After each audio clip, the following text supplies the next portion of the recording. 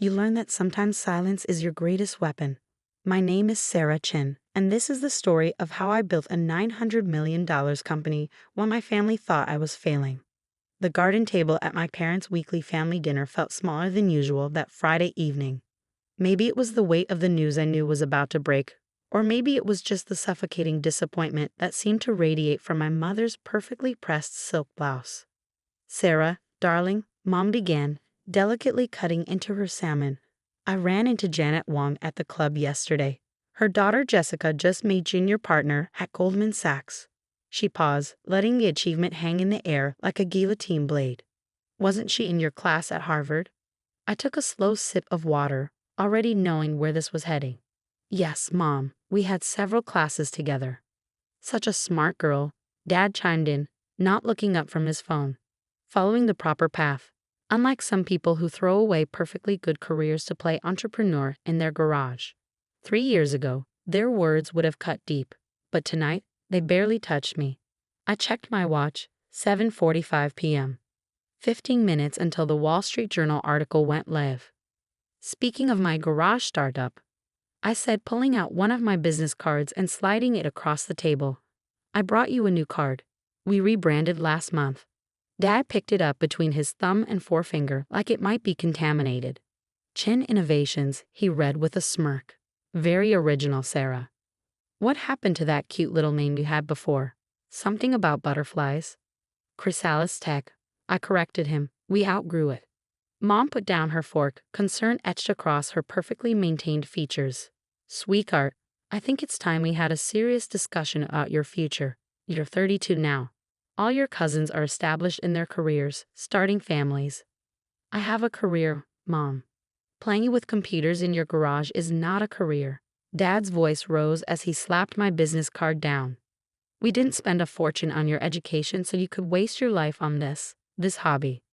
I felt a familiar tightness in my chest, the same one I felt 3 years ago when I quit my prestigious consulting job to start my company. Back then, their disapproval had nearly crushed me. Now it just served as fuel. "Do you even make any money?" Mom pressed. "When was the last time you took a real vacation or bought new clothes? That blouse you're wearing, I swear I saw it at last year's Christmas dinner." I touched the simple blue silk blouse, one of my favorites, actually, and smiled. "I do all right, Ma." "All right," Dad scoffed. "Your brother James just closed a $50 million deal at his firm. That's doing all right. You're playing pretend CEO with a bunch of computer nerds." 7:55 p.m. 5 minutes to go. The thing about my parents is that they've always measured success in very specific ways. Prestigious job titles, designer labels, luxury cars, and country club memberships. When I graduated from Harvard Business School, they had my life planned out perfectly. Join a top consulting firm, check. Climb the corporate ladder, started. Marry a suitable man from our social circle, pending, and live the life they'd worked so hard to provide. Instead, I discovered something they couldn't understand, a vision. It happened during a routine consulting project. I was helping a major bank upgrade their cybersecurity systems when I noticed a fundamental flaw in how financial institutions handled digital transactions. There was a gap, small but significant, that no one else seemed to see, a way to make digital banking not just secure, but virtually unhackable. The idea consumed me. I spent months researching, developing, testing. When I finally understood what I had, I tried to explain it to my firm's partners. They patted me on the head, metaphorically, and told me to focus on my assigned projects. So I quit. The day I told my parents I was leaving my six-figure consulting job to start a cybersecurity company, you'd have thought I'd announced I was joining a cult. Mom cried. Dad yelled. My brother James, the golden child, tried to have me committed for a mental health evaluation. "At least tell me you're still meeting with that nice Richard Wong," Mom said now, bringing me back to the present. "His investment firm is doing very well, and he comes from such a good family." I checked my phone. 7:59 p.m. Actually, Mom, Richard's firm tried to invest in my company last year. Really? Dad's head snapped up. What happened? I turned them down. Their valuation was too low. Mom threw up her hands. Of course you did. Heaven forbid you take advice from successful people who know what they're doing. 8 o'clock p.m. Right on cue, Three phones chimed simultaneously, mine, Dad's, and James's, who had been uncharacteristically quiet all evening. Breaking news alerts from the Wall Street Journal. What the Dad's voice trailed off as he read the headline. His face, normally tanned from weekend golf sessions, went pale. Mom looked between us. Robert, what is it? James let out a low whistle as he read his phone. Holy shit, Sarah. With trembling fingers, Dad read the headline aloud. Tech startup Chen Innovations reveals revolutionary banking security protocol. Major banks bid war drives valuation to $900 million. The silence that followed was the sweetest sound I'd ever heard. You see, while my parents thought I was failing, playing entrepreneur in my garage, I've been building something revolutionary. Those computer nerds they dismissed, world-class engineers and cryptographers who believed in my vision. That garage, a secure development facility with more computing power than most universities. And today, after 3 years of work, dozens of patents, and successful pilot programs with 3 major banks, we were finally going public with what we built. 900 million? Mom stammered, reaching for Dad's phone. There must be some mistake. No mistake, I said quietly, taking another sip of water. The valuation is actually low. We turned down a $1 billion offer from Goldman last week. They wanted too much control. Dad's hand shook as he poured himself more wine, spilling some on the pristine tablecloth. Mom didn't even notice, too busy scrolling through the article, her eyes growing wider with each paragraph. The article doesn't even tell the whole story. I continued, warming to my subject. Would you like to know how many banks are currently bidding for our technology? Or how many government agencies have requested meetings? Or maybe you'd be interested in knowing that Richard Wong's firm is now offering 20 times what they offered last year. James let out another whistle. Sis, why didn't you tell me? I could have helped with the legal side. The same way you helped by suggesting I needed psychiatric help when I started the company. He had the grace to look ashamed.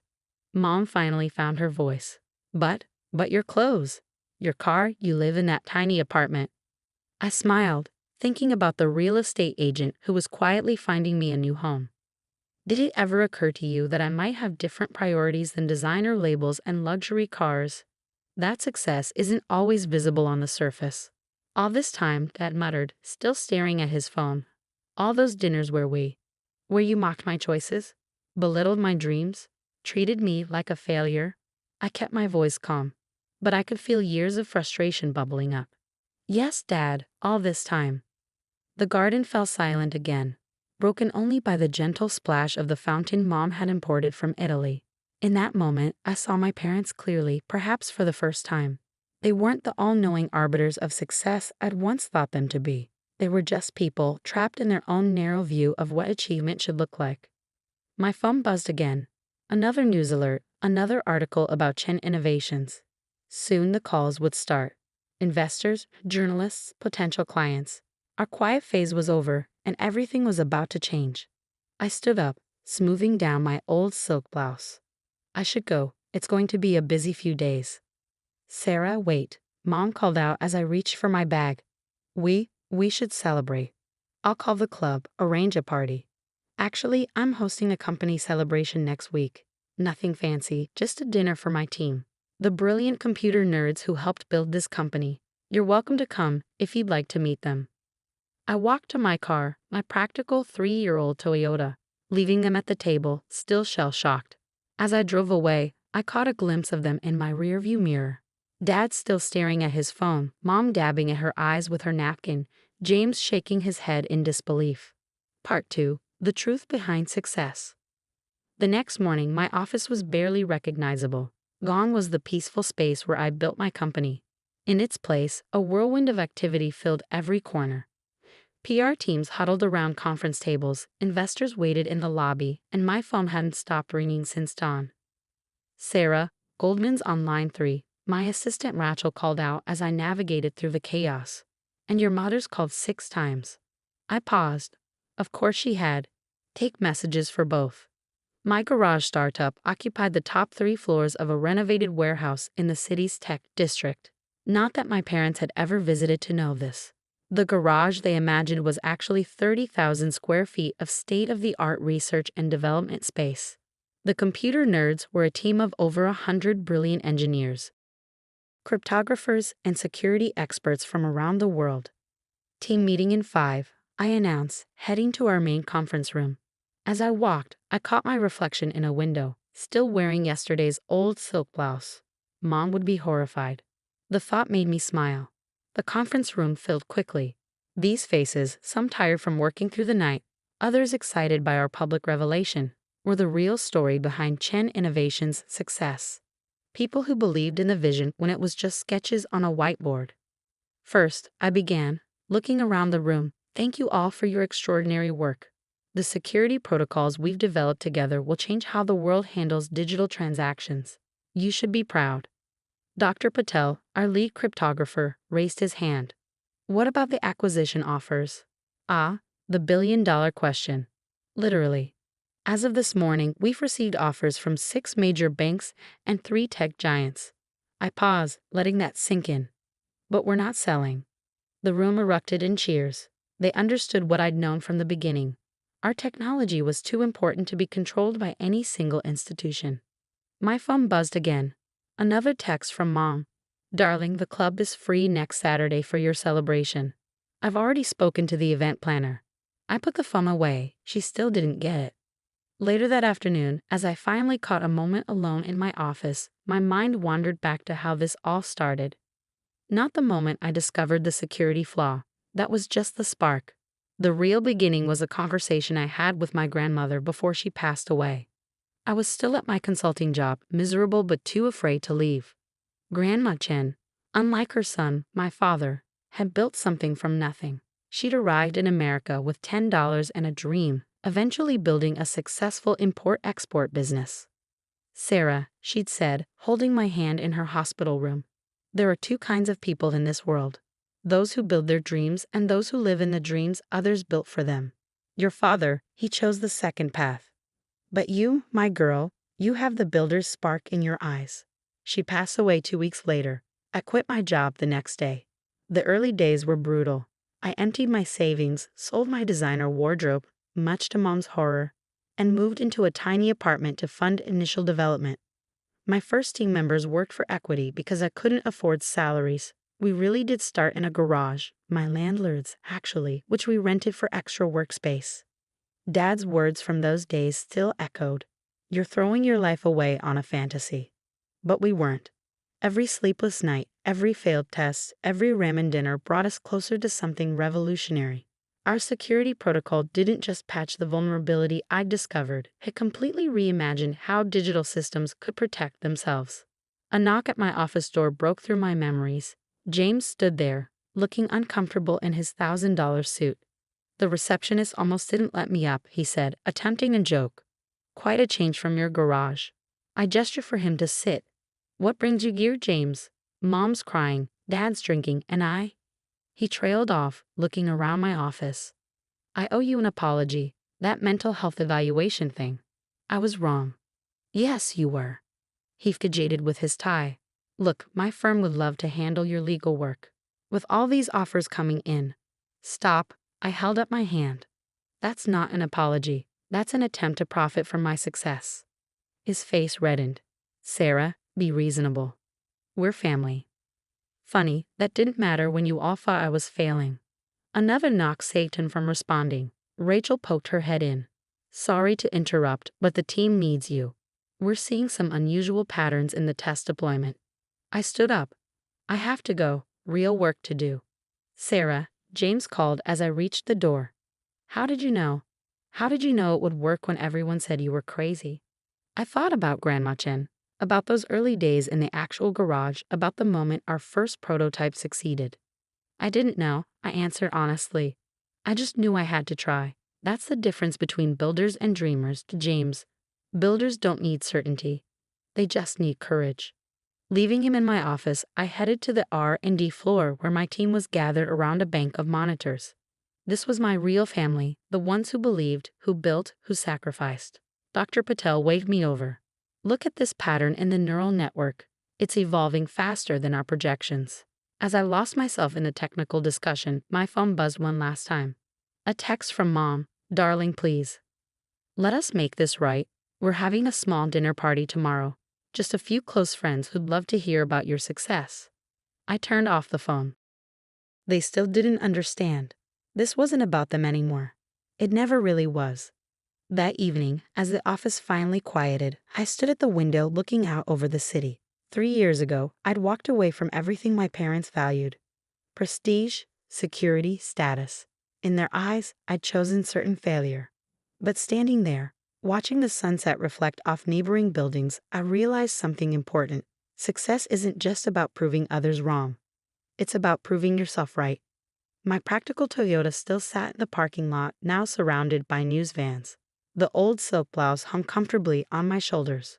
Tomorrow, I face more investors, more journalists, more family drama. But tonight, in this moment, I was exactly where I needed to be. My phone lay silent on my desk, but I knew what was happening across town. Mom would be calling her friends, trying to spin this revelation into something that fit her worldview. Dad would be researching my company, finally reading the patents he dismissed as fantasy. James would be calculating how to benefit from his connection to me. Let them. Their actions said more about them than they ever did about me. Dr. Patel appeared at my door. "Sarah, the team's ordering dinner. That little Vietnamese place you love. Want to join?" I smiled, thinking about the celebration Mom was probably still planning at the country club. Absolutely. As we walked to the elevator surrounded by empty energy drink cans and whiteboards covered in complex algorithms, I felt a deep sense of peace. This was success, not the valuation, not the headlines, but this. Building something meaningful. Leading a team that shared my vision. Staying true to myself even when everyone I loved said I was wrong. The next morning, a package arrived at my office. Inside was an old, worn business card for Chen Imports and Exports, and a handwritten note. "Found this in your grandmother's things. Thought you should have it. Dad." I pinned the card to my wall, right next to my joke of a business card that he'd mocked just days ago. Grandma Chen would have understood. She would have been proud not of the $900 million valuation, but of the courage it took to get here. My phone buzzed. Rachel this time. The Pentagon's on line 1. They want to discuss potential applications. I smiled, picking up the phone. Time to build something even bigger. Because that's what builders do. We don't wait for permission. We don't need validation. We see possibilities where others see problems, and we have the courage to chase them. As for my parents, maybe someday they'll understand that success